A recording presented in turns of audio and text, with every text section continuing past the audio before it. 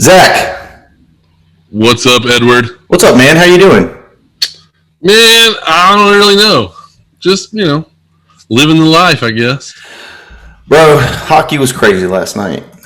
Yeah, I I figured you were going to start with that. I put in some bets. Yeah. I was pretty confident in most of them for the most part. Started off with, let me bring up my tickets. Straight money lines on a 14 parlay with the Jets, the Maple Leafs, Hurricanes, and Avalanche. Hurricanes Okay. fucked me right out the gate. So that fucked me. And then Toronto lost. And then, let's see, who else? Avalanche won. And, yeah. Anyways, one team can fuck up your whole thing. So, looking at my formulas, I went ahead and did some over and unders. Did a 14 parlay on over and unders. Ooh. Pretty confident in those after looking at some things that I'm dabbling So in. that's for today? You hadn't even bet or you bet No, that this for was today? this was yesterday. Oh, okay. So how'd that work out? So right out the gate, after I put the bet in, ESPN reports that all Minnesota teams postponed their games for the night. One of my over-unders was Minnesota versus St. Louis at over 5.5. So I was like, okay, that's cool. Then, what was it? One of the teams hit even on the over-under, so I got a push on that. And then my other two hit. So I went from winning like $200 and something down to like $30. But, hey, a win's a win. A man. win is a win, but I'm just like, fuck, come on. But Well, I mean, I'm glad to see that at least it worked, yes, right? So there's that. But so what I've been watching, full disclosure, like all the TV that I watch is basically sports or like train wreck garbage TV. Like I don't go the whole like Maury route. I don't watch that, But Jersey Shore, Floribama Shore, like like real garbage TV. What kind of basic bitch are you at home? That's what I'm saying. I mean, you say basic bitch with my Starbucks coffee. Which there it is. Are you wearing Uggs right now too? I don't have to talk about my feet. So that's the type of TV that I watch. So when I'm scrolling through and like watching videos on my phone and stuff, I ran across. I don't know what the deal is, but there's this couple. They do a bunch of videos and stuff, and they're pretty funny. They play pranks on each other. Okay. Full disclosure, the guy kind of looks like a douchebag, but I don't know him. He's a little guy, right? Not a little person. Like I don't want to excite you too much, but he's a shorter guy. He's kind of skinny. He's got some tattoos. I mean, I don't know. He'd probably be cool to hang out with. But his wife, the hot one. Wow. Like she's stacked. I think I know what you're talking about. I think I've seen. So there's an episode where he hides in the couch, like he removes all the guts of the couch, and he hides underneath the couch, like under the cushion, in like a clown costume. And while she's like vacuuming, he's like letting out these red balloons and like hiding back under there, and he's scaring the shit out of her, right? And it's pretty fun. Anyway, so there's another video, and apparently he was like testing his best friend. So like I wouldn't do this with you because I mean I trust you, but I'm not going to put my wife out there as bait because that's just weird. But that's what he did. He had his friend come over, and like it was just her there. He was like on his way back from work or whatever, and he was like, "Hey, just hang out in the house. I'll pick you up here in a couple minutes, and then we're going to go out somewhere." And so of course it's like the normal setup where they just hang out in the living room. And she is like coming on to him like major, right? And then it turns into at the end, like she's so desperate to try to get this guy to cross the line. She brings up something called the Bus It Challenge on TikTok. What is that? Which is like basically like booty dancing to try to make a dude bust it in his pants, right? And I thought she legit was going to go there. But this guy, he's such a good friend. As soon as she even mentions it, he's like, whoa, you can cut that shit out. You're not doing that. That's not happening. And then, like, she did something and she dropped her phone on the floor. And so she's down on the floor, and this dude's standing up, kind of like over her, and his best friend walks in, like right at that moment. And like the whole time, the guy was trying to be like, "Cool friend, I'm not messing with your wife, nothing." And he walks into that scene, and he's like, "Whoa, whoa, whoa, what's going on here?" And the guy's like, "I swear to God, I'm not doing anything."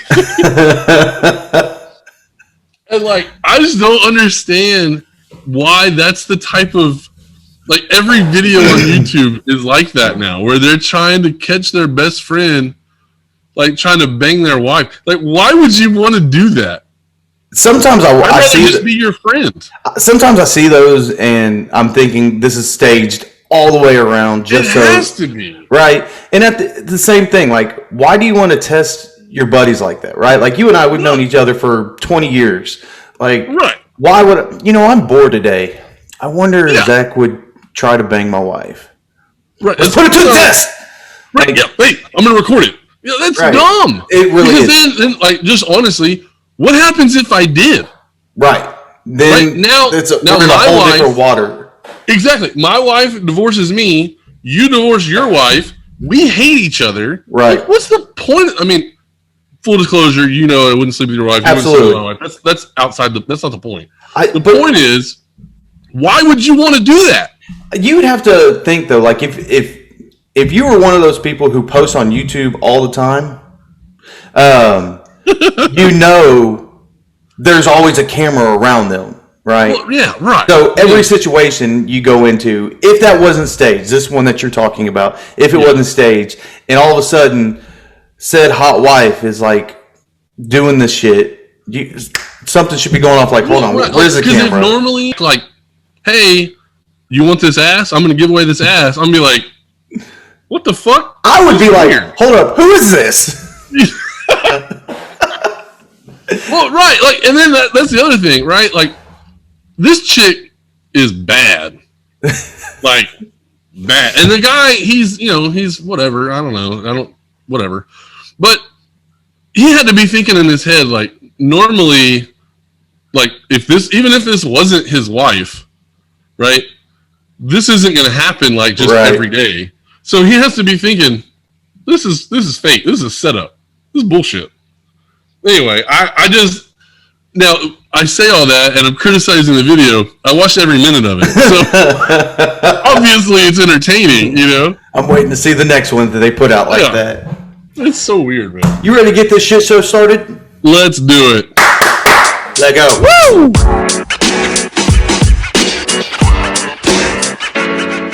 What's up, ladies and gentlemen? Welcome to another episode of Two Wannabe Athletes Talk Sports. I'm Ed. I'm Zach. And we have missed you sexy assholes lately. It's been, I don't know, a day or two, but you know what? I still miss you. Always. So here we go again. It's a new day, and it's a new story of everybody's favorite talk athlete, Deshaun Watson. I don't know what a talk athlete is, but I lost my train of thought while trying to present that. So here we go. Happens to the best of us, man. Deshaun Watson, Friday, put in an emergency request to have the names of the accusers released, and the attorney was granted 12 names are going to be released. So they're saying that's in favor of Deshaun Watson. But prior to that being granted, Deshaun Watson's team, his attorney, came out and did admit that there were consensual acts of sex with some of these women. Here's my problem with that statement. You have 22 accusers that are out there. You only know of one or two by name that have come out publicly. How are you going to go ahead and say there was consensual sex when you don't know who they were? If you've had over 40 women that you've gotten massages from, how do you know of the 22 that are accusing you, you had consensual sex with them, right? Because you don't even know who they are. How do you narrow that down? Now, these were good, and we're not sure about those. Now, with that statement, does that mean of the 40 known massages that Deshaun Watson's gotten, he had sex with all 40 of them? But I mean, I think it says even worse that they're saying, well, we know for sure 18 of them were legit. Right. I mean, I don't care if you had 40 massages, and 39 of them were completely consensual. If one of them was wrong, then you're wrong. You're wrong. It's not like, hey, majority of the time I don't break the laws. That's not how that works.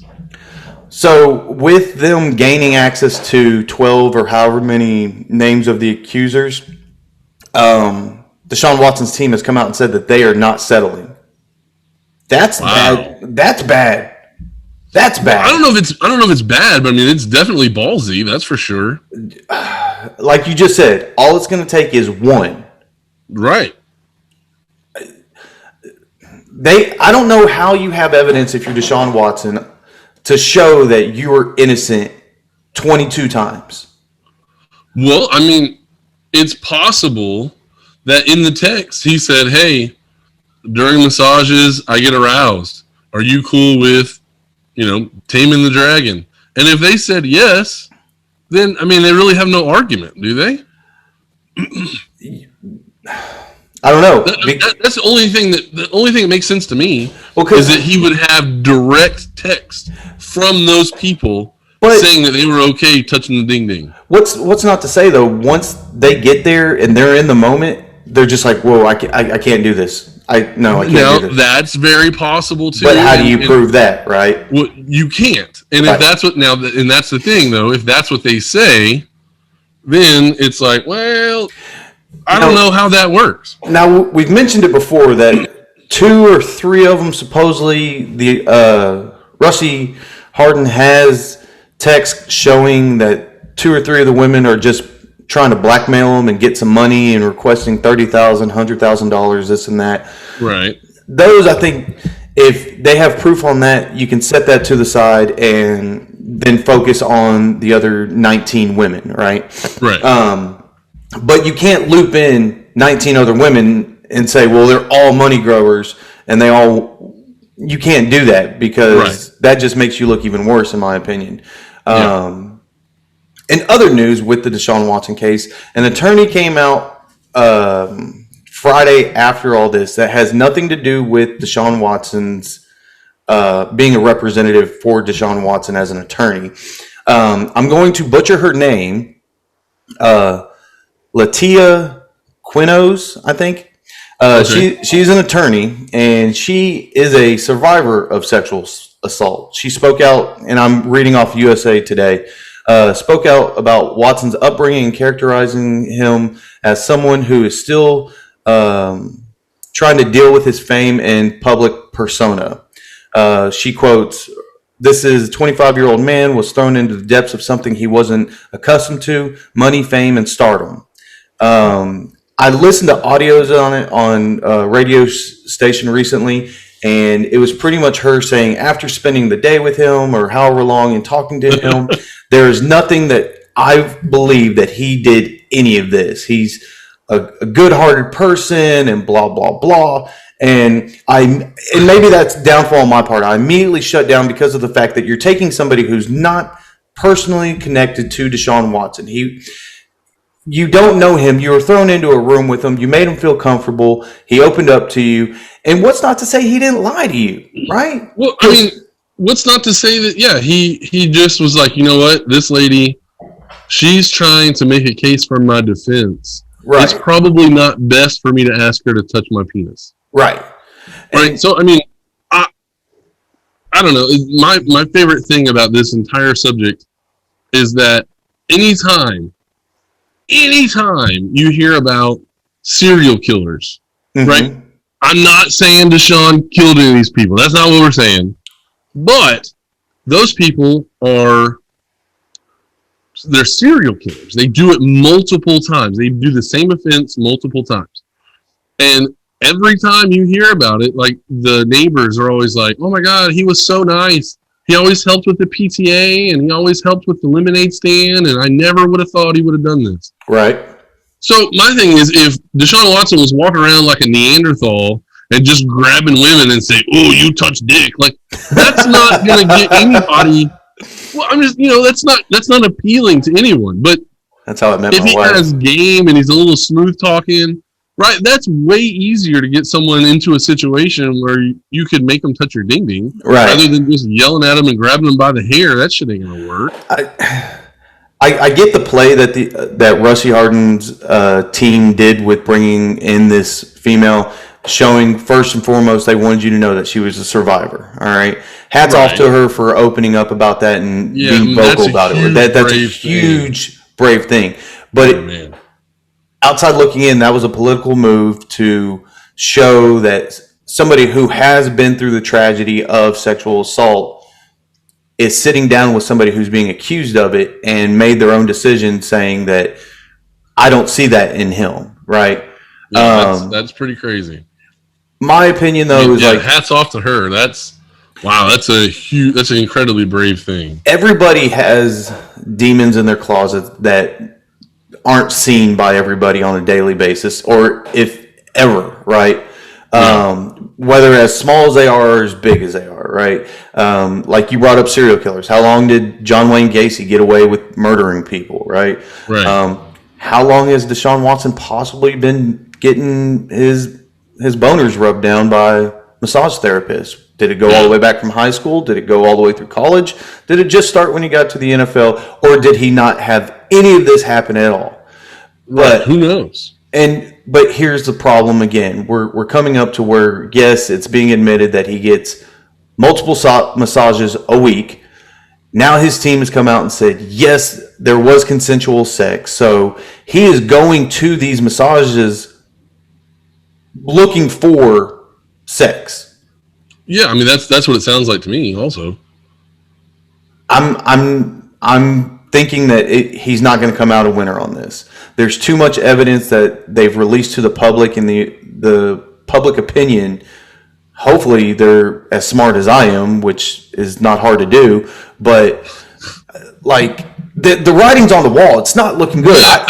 I'm not trying to already put judgment out there, but it's right. Yeah, guilty. I don't want to jump the gun, but yeah, I feel like if the way the media is portraying this now, if it comes out and all this is bullshit, if they don't like trumpet it from like the loudest possible, you know what I mean? Like if they don't make a huge deal about the like acquittal or the dropping of the charges or whatever, if it's proved that he's innocent, if they don't make a huge deal about that story, then in the court of public opinion, they're still going to consider him a sex addict or a sex offender or whatever.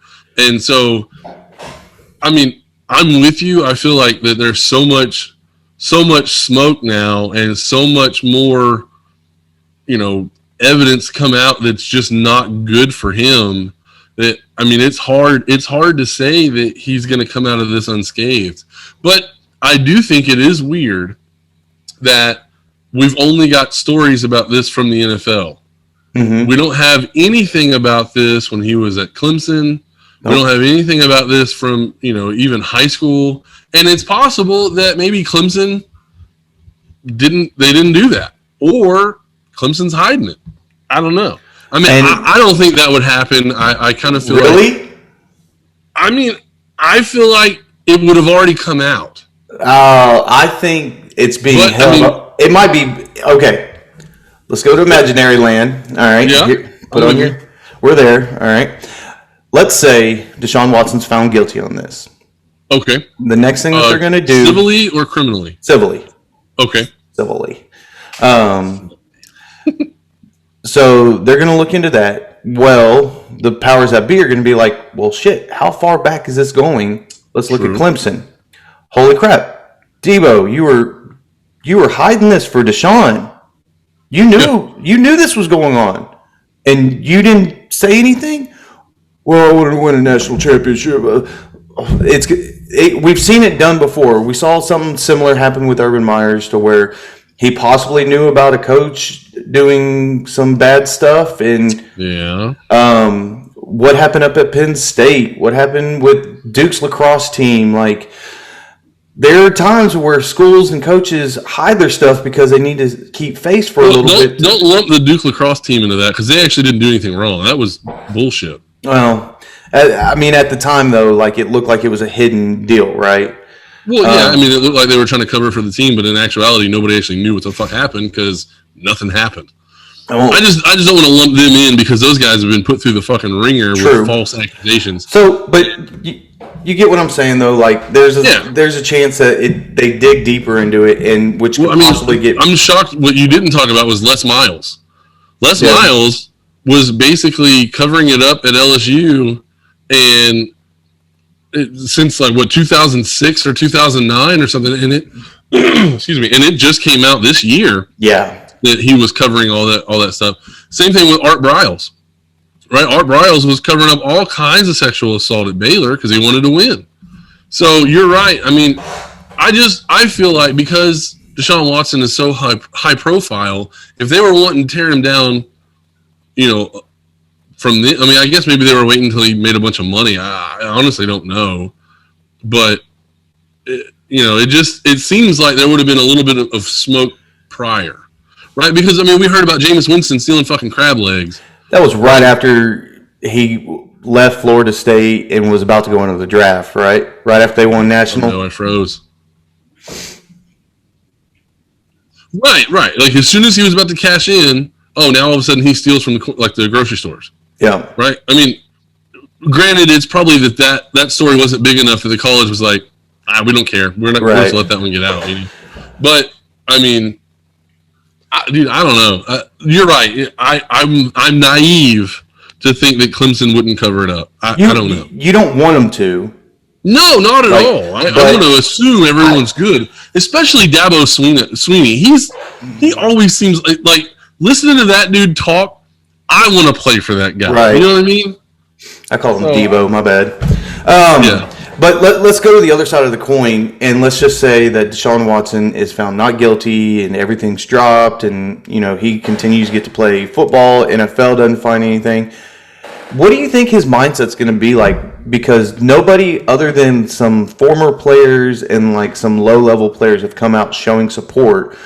Houston Texans haven't come out and shown support for him. No other NFL teams as a whole has come out and shown support for him. I don't even know if I've heard of anything of Goodell coming out showing any type of support for him. So I don't think you would from those because they got a lot to lose. Right, but who does he trust after all this, right? Because nobody's standing there for him. No, and I think that is part of the problem in the NFL. Once things like this happen, they distance themselves immediately because they don't want the financial impact to have to deal with this stuff. Mm-hmm. Because if they come out and they say, even if they say we don't know all the facts, but we support Deshaun, well, now say it comes out and he did it. Now it's like, well, you were supporting a rapist, now we got to backtrack. Basically. Right. And so, but then on the other side is, if he comes out innocent, and then it's like, well, you didn't even support your player, right? So then it's like, well, why would we want to come play for you guys? Because y'all aren't going to stick up for us for nothing. Well, I think you're right on that because look how many sponsors Deshaun's already lost. Yeah. Millions of dollars. And now they're just suspended. They're not. Most of them aren't canceled. They're just suspended. Well, I know his HEB deal is done. That ended in 2020. But that was just because the contract ended. That necessarily wasn't because of all this. Whatever the allegations are. And honestly, I think they waited because they didn't know if the Texans were going to trade him or not, too. That is true. There's no point in holding on to him if he's playing for another team. Exactly. I don't know, dude. We're going to keep continuing to watch this as more shit comes out on it. Hopefully we can come to an end on this soon because as much as I'm tired of talking about it, I'm very eager to see what comes out on this because I want to see. I want to know is he really a bad guy? Yeah, is he really a bad guy? Do I need to trade for him in our fantasy league? Right, what? Yeah, can I go ask for a trade in our fantasy league because he's not worth as much? What can I do? But hey, speaking of fantasy league, free agent running back James Conner agreed to a contract with the Arizona Cardinals today. What? Yeah, buddy. So no more Kenyon Drake. Oh no, he's been gone. Well, that's what I'm saying. They were working out a negotiation, but the two sides were way too far apart. Well, now they got James Kenyon Conner. Drake signed with the Raiders. One of them, I'm saying when they were negotiating, there was like he was here and they were here and they weren't coming together. And I don't know if they thought this was going to happen in the background, but James Conner is a hell of an upgrade over Kenyon Drake. I'm not too excited about it. I think that makes that offense that much better. I don't think so. Ooh. No. Really? Yeah. Oh, okay. So I am not a Kenyon Drake fan. I'll admit that. I'm not a James Conner fan either. But, man, James Conner, when Le'Veon Bell sat out that season, James Conner was a man on fire, dude. That was great stuff. I'm a big believer in Kyler Murray. And, I mean, I'm kind of invested in him in my fantasy league. We're the champions, though. But I feel like this is an upgrade. He's a better running back, like just pure runner, than Kenyon Drake, for sure. And a lot of it, like we always say, is going to have to deal with the O-line, right? Yes. What are they going to be able to protect for him? James Conner, we really didn't see any explosive stuff from him since 2018. True. He had 721 rushing yards last year. Year before that, 464. 6 touchdowns last year, 4 the year before. I don't know. Like, I was with you in 2018 whenever he came out of nowhere and shocked the world and was like, holy shit, do they even need Le'Veon Bell? But he hasn't done anything that makes me go, that's somebody that I want on my team. I don't know.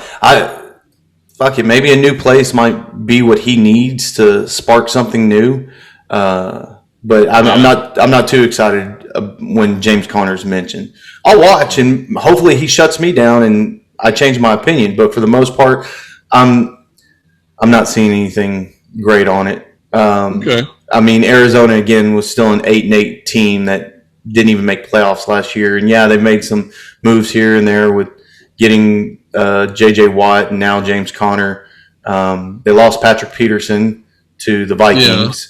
So and they lost that the linebacker. What's his name? Hassan Reddick.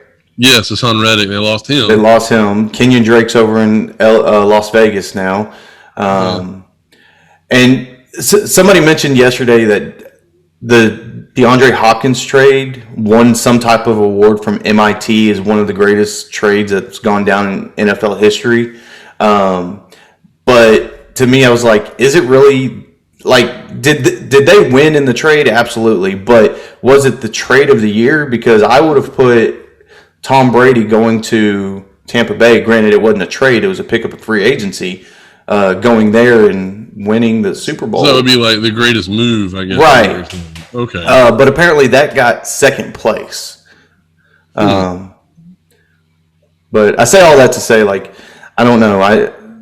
The team, like, they lost, Larry Fitz announced his retirement, right? Yeah. So that's another thing we need to talk about, by the way. Retiring wide receivers. Okay, we'll move into that. But I don't know. I don't know if this puts the Arizona Cardinals for sure in a playoff position. They're still in a tough division. Right, I was going to say they're still going to be third in their division. Right. It's still LA and Seattle and then them. So they've got to hope that they're a wild card team. But I mean, even if they split with Seattle and LA, that's 2-2, right? So, dude, I don't know. That's tough, and you're gonna have to hope that like teams in other divisions aren't going like 11-5. You know, I don't know. You're right. It's tough, but I feel like that's a glimmer of hope because I think he's a significant upgrade over Kenyon Drake. But we'll see. Yeah. But speaking of retiring wide receivers, there's a huge argument going on Twitter, Facebook, everywhere basically. Julian Edelman announced his retirement. Yep. And immediately, all the people on Twitter started saying that, like, hey, great career, hate to see you go, can't wait to see you in Canton. Canton, as in Hall of Fame. Are Really? you fucking kidding me? Julian Edelman, the guy who can't even hold Wes Welker's jock, he's going to be in the Hall of Fame. Are you fucking kidding me? We had a debate about whether Calvin Johnson was a Hall of Famer. And now we're going to just go ahead and it's a lock. Julian Edelman's in the Hall of Fame. Get the fuck out of here with that. 620 receptions for 940 targets with 68.22 yards, 36 touchdowns. He made one awesome catch in the Super Bowl. Yep. Look, he's a good player. Absolutely. But would you rather have him for his career or Danny Amendola's career? Ooh. Right? They're the same guy. Yeah. So I just this is crazy. Well, the only reason why he would be put in there is one, if it was a crap Hall of Fame class and they just need somebody in there. Two, he was part of the dynasty. It's funny though. I mentioned it to my wife yesterday. I said, "Hey, Julian Edelman retired." She goes, "Who's that?" Exactly. And she keeps up with sports, right? So I'm with you on that. I don't understand why anybody, and more likely that was New England fans saying that. 100% it was. But what's funny too is like I'm sure you saw the memes where it had like Tom on the phone and they're like, "Hey, the beach is real nice down here," and so the whole theory of is he going to end up in Tampa Bay? That's stupid. If he announces retirement and pulls a Gronkowski and comes out of retirement to go play in Tampa Bay, what can we just have Tampa Bay buy the New England Patriots and just? I saw a meme where they switched the logo and it's basically the Patriots logo just with Tampa Bay colors. Right. In the Hall of Fame, right, there are, I don't even know how many wide receivers in the Hall of Fame, but like what's crazy to me is that like Torrey Holt is not in the Hall of Fame. He had a chance this year. But I mean, Torrey Holt was on like the greatest show on turf. Yeah. Right? Dynamic wide receiver. And he can't get in. So, dude, I just don't understand. I don't understand this argument for him.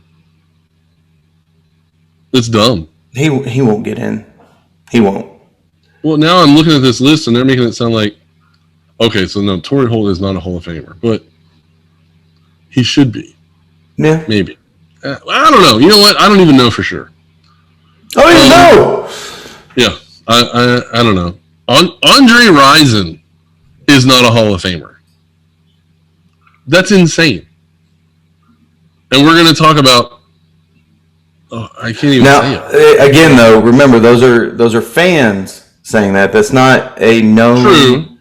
Yeah, no one notable has said it. Right. But, so, like Sterling Sharp is not a Hall of Famer. Okay, I agree.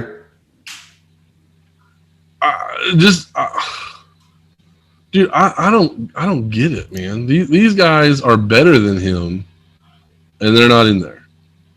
But whatever. But I also think Andre Johnson should be a Hall of Famer. But if you actually look at his numbers, they're not really Hall of Fame numbers. Again, that's just because I was a huge fan of his when he was in Houston and just a dynamic player for that team with the crap that he had there. That's a different story for a different day. Yeah, I mean, it's crazy to think the stats that he has when you look at the quarterbacks that threw to him. Mm-hmm. I mean, I think the same thing of DeAndre Hopkins, but I think if you stack the two next to each other, I would say Hopkins is the better wide receiver.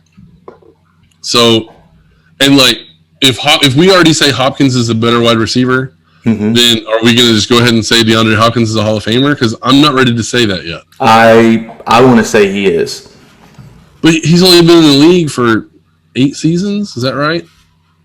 I guess 8 is all that matters. How long was Calvin in? Well, okay, right. But I still think Calvin Johnson is on another level. Right? I mean, I think DeAndre Hopkins can get to that level. He is that talented. But man, I don't know. I mean, I guess if we had a draft and you took DeAndre Hopkins with the first pick and I had Calvin Johnson with the second pick, I would be super happy. Mm-hmm. But if you took Calvin Johnson number 1 and I got stuck with DeAndre Hopkins, I'm not crying. Like, that's great. So, I mean, DeAndre Hopkins is on my fantasy team and I'm the champion. So, you know, but man, I don't know. These Hall of Fame arguments are crazy. And people say, you know, people still talk about Phillip Rivers being a Hall of Famer. How is he a Hall of Famer? That's a very good question. He's not. And you know, they say that Eli Manning is a surefire Hall of Famer. He will be. Like that was the one where I'm like, I see the argument. I understand. Yeah, he beat Tom Brady in the Super Bowl twice. Right. And one of the Tom Brady teams that he beat was probably the second best offense like in the history of the NFL. So I get that, but you heard what I said. They had the second best offense. Mm-hmm. Eli Manning doesn't play defense.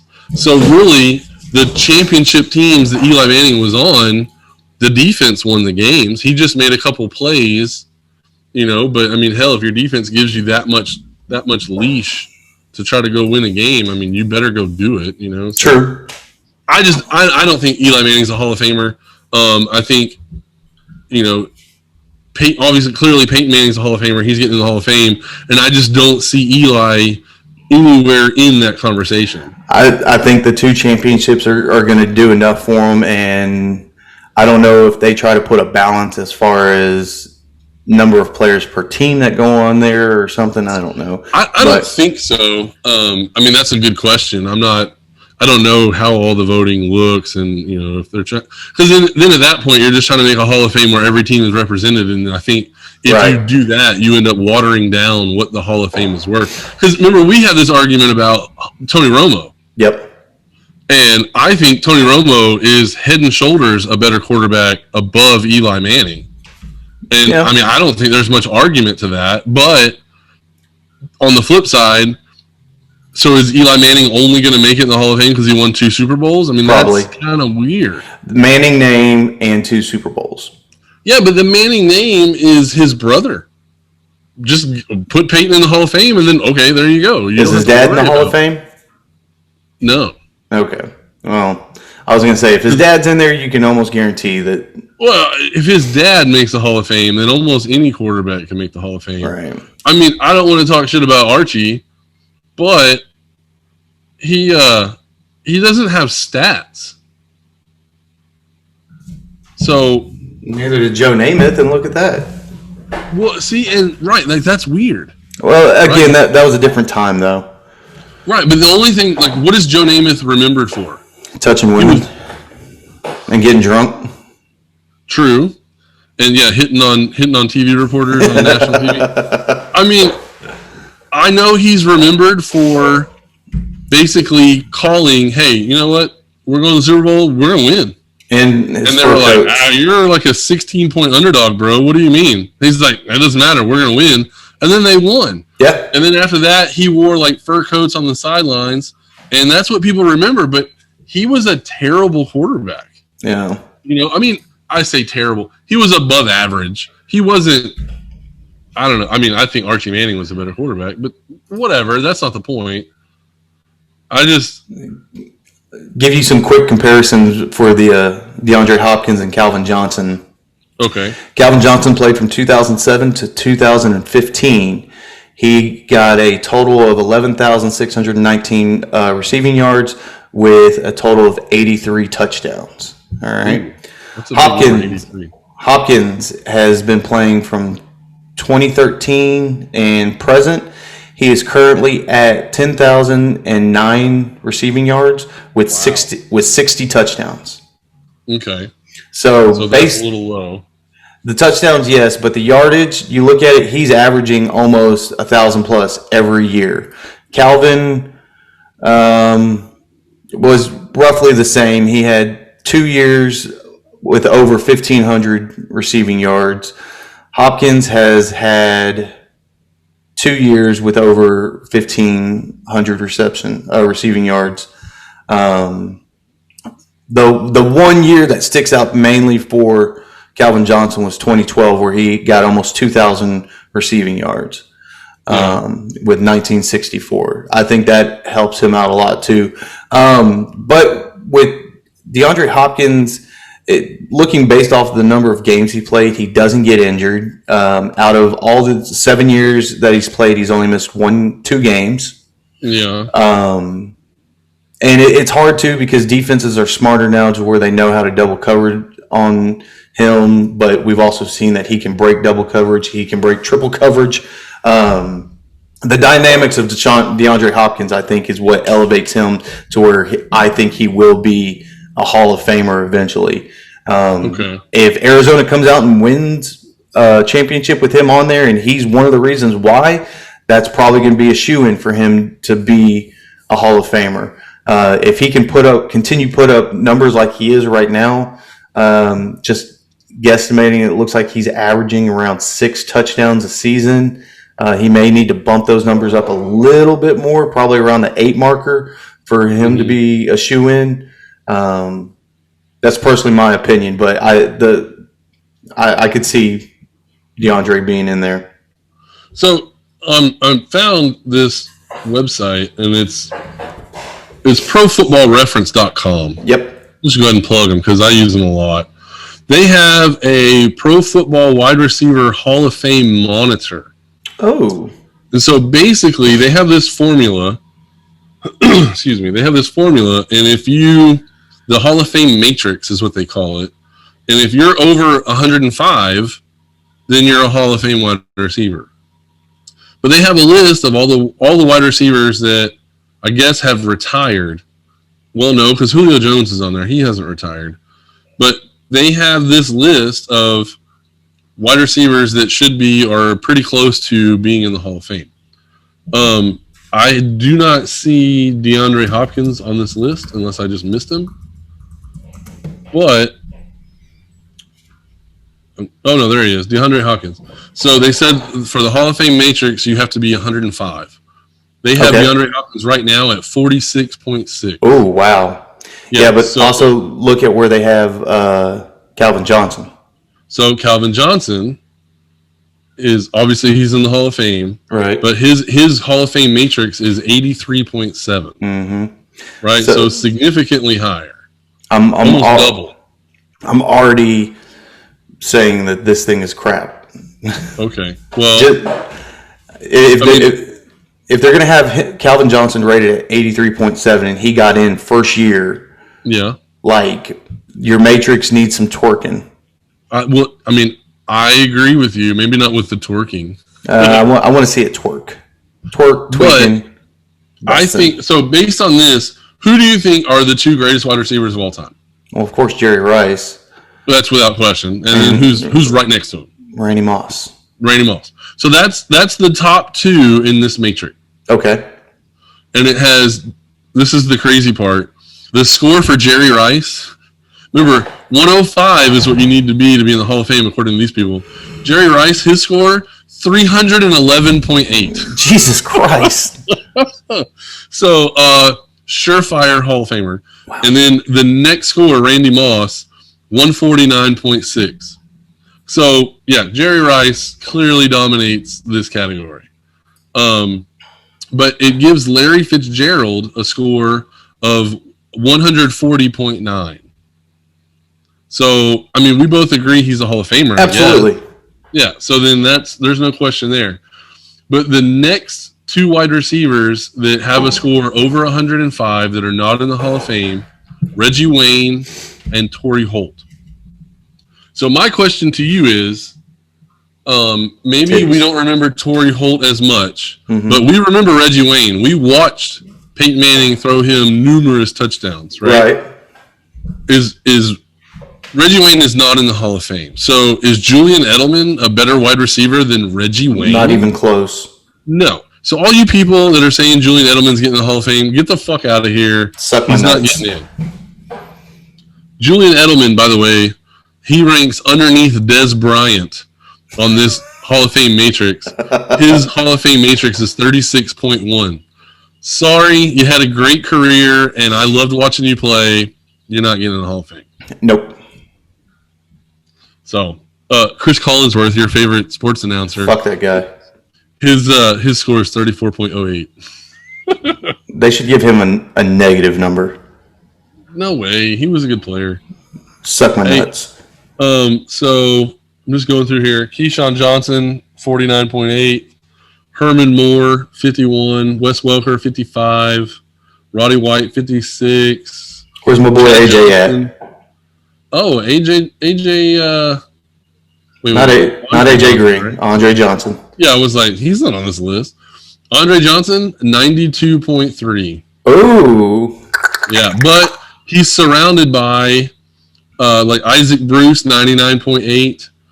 Michael Irvin, 92.9. Both in the Hall of Fame. Drew Pearson, another quarterback, or another Cowboy wide receiver, is 84.5. Calvin Johnson's 83.7. Hall of Fame. And they're all those guys are in the Hall of Fame, but there are, Steve Smith, 98.08. He's not in the Hall of Fame. Antonio Brown, 98.7. Of course, he just retired, so we'll see. Did he? Well, I mean, he's still in the league. He hasn't retired, I mean. Okay. But yeah, the highest total right now of someone who's still playing is Julio Jones at 100.8. He'll make it. I think he's a Hall of Famer too. Absolutely. But Anquan Bolden is on here. Oh. 79. Jimmy Smith is on here, 74. Hines Ward, who I think probably should have been a Hall of Famer, 73.4. So, I don't know, man. We'll keep an eye on that. I think this is a good list. The more that I dig into it, I like this Matrix. I just don't. The idea of the Matrix is cool, but we can already see flaws in it. So, I mean, nothing's going to be perfect, right? This is like the war stat in baseball. I'm going to write. Sometimes it works, and sometimes it doesn't mean shit. I'm going to write Pro Reference a letter. I'm not even going to send them an email. I'm going to write them a letter. Just for shits and giggles. I went and I clicked on the Hall of Fame monitor for quarterbacks for the same website. Oh, Lord. Guess who has the highest score for quarterbacks for the Hall of Fame Matrix? Tom Brady. Fuck you. It's Peyton Manning. Why would it be anybody else? I thought you were going to say John Elway. No, John Elway is like 1, 2, 3, 4, 5, 6, 7, 8. Is Senor Tom above him? Yeah. So Peyton Manning gets a 258. Tom Brady gets a 250.9. So pretty damn close. But those are the top two, and no one is close. Well, he got the extra 8 because of that fucking forehead. Yeah, it grew and grew. H-E-H. I don't like that.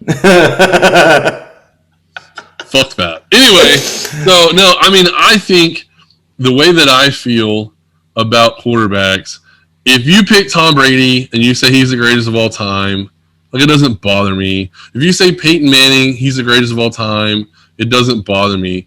What irritates me the most is when people are like, Terry Bradshaw is the greatest quarterback of all time. No. I'm like, huh? Squeeze me? I don't think so. Or they say, Joe Montana or Steve Young. Like, that irritates the fire out of me. But now that I've clicked on it, the average Hall of Fame quarterback is a 104. Phillip Rivers is a 97.6. Okay. So I don't think he's going to make the Hall of Fame. Based off that Matrix. Yeah, I mean, watching him play, I didn't think he was a Hall of Fame quarterback. Just because these other quarterbacks that are in the Hall of Fame, I think, are much better. In rounding out like the top 10, there's 3 quarterbacks that are eligible according to this matrix, but have not made the Hall of Fame. But it's only because either Drew Brees just retired or Tom Brady and Aaron Rodgers have yet to retire. Right. So, but everyone else in that Hall of Fame matrix, they're all in the Hall of Fame. So, we'll see. The lowest ones, Jim Kelly is the lowest on that matrix, and he's in the Hall of Fame. Is right by him. They're both Hall of Famers too. Yeah, they're both Hall of Famers, but I think they're both Hall of Famers because of how their teams performed. Yeah. Right. Troy Aikman won 4 Super Bowls. right? So I mean, I think he kind of has to be in the Hall of Fame. Yeah. So, or no, I'm sorry, he won 3 Super Bowls, whatever. But 3 Super Bowls is a pretty big fucking deal. Well, you just made Cowboy fans bust. Whatever, fuck them. So on this list, who are we? Eli Manning. Eli Manning is at 83.4. So he's close. Matt Ryan is higher. Phillip Rivers is higher. Ben Roethlisberger is higher. I mean, that makes sense. You know what's crazy, though, is like all the quarterbacks prior to now and that have 1 or 2 Hall of Fame quarterbacks that got in, I'm sure fans at that point were thinking like, oh, so-and-so is so good. They're just as good as this one, but how come they're not in? And we're doing that. We could do that now. We're like, take Big Ben. Do you think Big Ben is a Hall of Fame quarterback? Yes. Do you think Matt Ryan is? No. Do you think Matt Stafford is? No. Russell Wilson? Yes. I'm trying to I mean, he needs to win. Like, he needs to have a couple more seasons. Right. But Russell Wilson right now in his prime, like if he wins an MVP, I think that's it. I think he's in the Hall of Fame. Cam Newton? No, he's not a Hall of Fame. I'm trying to think of other seasoned quarterbacks. Derek Carr? No, not even close. So like, what about Donovan McNabb? I'm going through the list here. I don't think he's a Hall of Famer, but I don't think he is. And it's not to take away of how good of a player he was. Like, right? No, I think he was a great player. I just think he was unfortunate to not ever win a Super Bowl. Getting there and then losing it. I wanted him to win that one mainly because I was a huge T.O. fan at the time. That guy, he irritates me. That was a game he was playing with a broken foot too, wasn't it?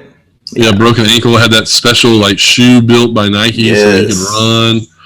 And you know, like, he irritates me because he was so good, and like anytime he was on the field, he gave you everything he had on the field. Like, yeah, he was an asshole, and yeah, he wanted you to always throw him the ball. But when he didn't have the ball, he was always blocking downfield. He was always sprinting down the field trying to help his guys get in the end zone. Like, that guy, you knew you were getting all of it from him on the field.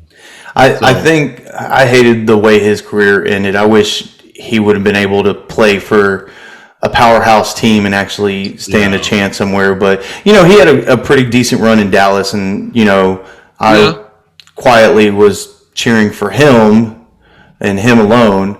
But I know you ain't cheering for no Cowboys. Nah, bruh. I got a video I want to show you if you got time. Of course. Time. What is time? Yeah. So, let's see. Came off the TikTok. Are you able to? Viewers at home, I hope you can see this as well. Zach, you can see it? Goal. Yeah, basketball goal. We're a little kitchen. Got it off ESPN. All right. Okay. Nice song choice. Okay. Little dunk action. Now, granted, it's cool. One of those indoor ones, but the tricks that he's pulling. The elevation is legit. Look at this one. Look at this. Whoa, that's pretty badass. Which one's better? Number one, the prime time. I already like the prime time elbow. That's nice. Under. Oh yeah, no, we're going number one. Number one was better. This is the rim. Those of y'all who are listening to the audio, we're watching a TikTok of a, 8, 9-year-old. Yeah, he must be 8 or 9. He has a small basketball goal that he has in his house that he's moving around in the kitchen, and looks like a living area, and he's just doing these outrageous dunks on them. This is, I don't know. He's only 8 or 9, so I don't really want to knock him, but I mean, how high do you think the basketball goal actually is? 6 foot, maybe? Dude, I could have that in my house, and I couldn't do any of these. Well, no, I'm not this damn creative, so I know I couldn't do it. And I mean, really, it looks like he could have won a dunk contest. Like this one where he kisses the rim is pretty sick. It's just nasty. Dude, that's pretty awesome. Behind the back. But like, who comes up with that? He did, I guess. Either that. That's what I'm saying. Like, that is incredibly innovative. I mean, props to that kid because when I was 8 or 9, I was just eating candy. I wasn't doing stuff like that.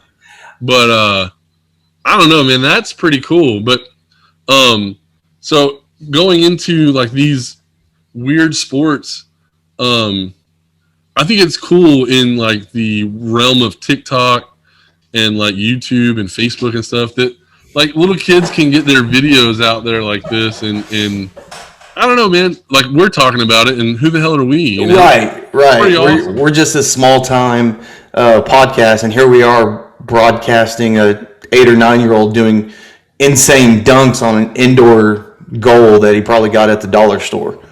Yeah. I don't know. The durability of that backboard looked at least Family Dollar, right? So. Yeah. Well, so I have, since we're going off the rockers here, I have this lady. I'm not sure of her age, but she is a softball pitcher for North Texas. Okay. And she pitched probably the best game that anyone has ever recorded in the history of sport.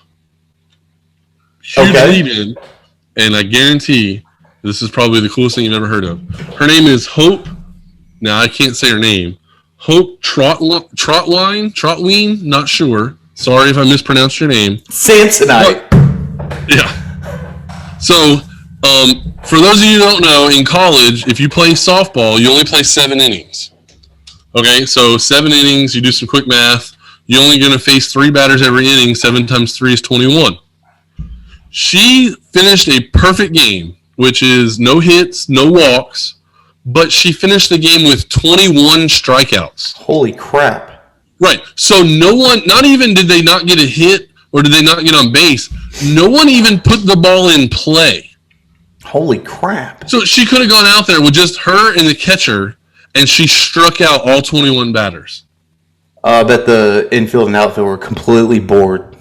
They had to be. Right? Like, what are they doing? They're out there like quilting and like having drinks in the outfield because they're not doing anything. They could have taken the whole day off. Is that one of those times where, like, when we were kids playing baseball and you're like playing in the dirt, our mom and dad yelling at you?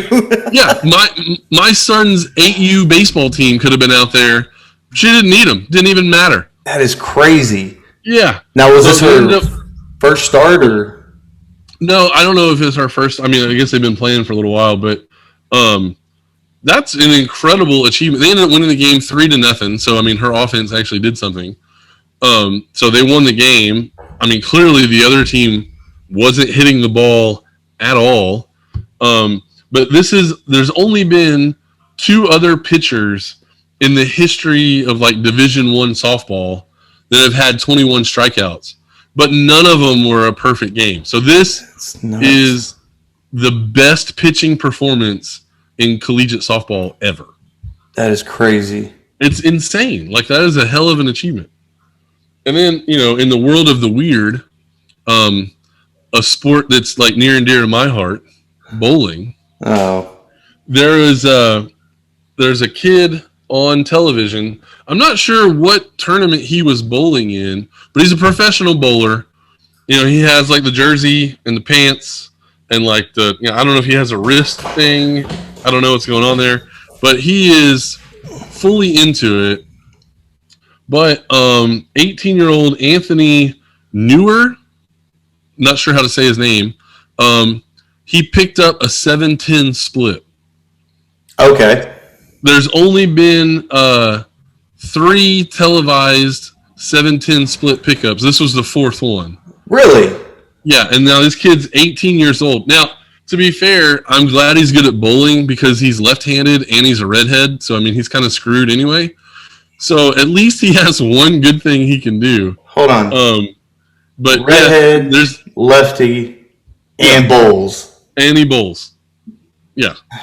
So, yeah. Life is hard for that kid. Right, as I say, he's kind of behind the 8 ball there.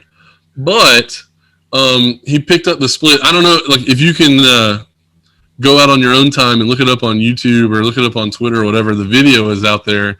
The announcer that's announcing the pickup, he absolutely loses his fucking mind. It is the funniest thing. He's screaming. He's got like the shrill voice. He loses his mind. Like he lost it completely when that kid picked it up. And what's funny is the kid that picked it up, it's like he didn't even give a shit. It's like he kind of expected to do it.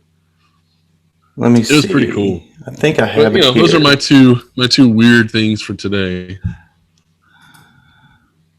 All right. Are you looking it up? I think I got it. Okay. Well, the announcer loses his shit, man. Okay.